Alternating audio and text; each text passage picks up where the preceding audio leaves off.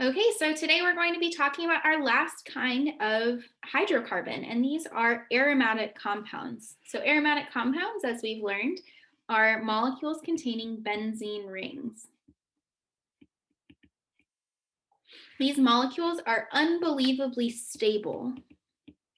Because they are so stable, we're not going to learn any reactions of aromatic compounds specifically. It's you have to be really harsh and kind of use some heavy hitters on aromatic compounds to get them to react.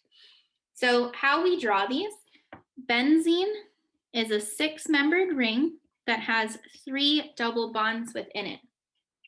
This is, there's two ways to draw this in terms of the isomers. So I could draw the same molecule like this now. You see how the double bonds are in the opposite places. These two are actually the exact same molecule. So these electrons are constantly, I like to think of it as a racetrack. They're constantly moving because they're actually shared between all six atoms. That's what makes it so stable, is you have all six of those pi electrons are all working together in order to stabilize this molecule. They're all connected together. These are called resonance structures. They are not isomers. So resonance is just movement of electrons.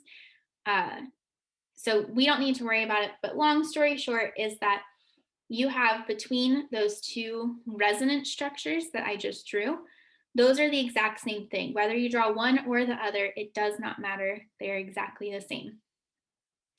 So as I said, all six electrons and double bonds are showed equally among all the carbons. So all of the bonds are actually equal. So the best representation of how to write it is really 1.5 bonds per carbon. That's not how we draw it. That's a little obnoxious to draw all the time. However, you will often see it drawn like this. So people will draw your hexane, and then they'll put a circle in the middle to show that there's kind of half a double bond or 1.5 bonds on each. So as people get lazy, they will draw it like this with a circle in the middle.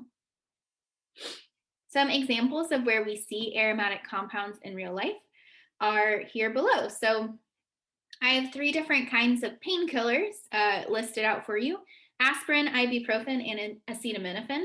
All 3 of them are aromatic compounds, and they have very common functional groups that you see in nature. So you guys have already learned these functional groups last week.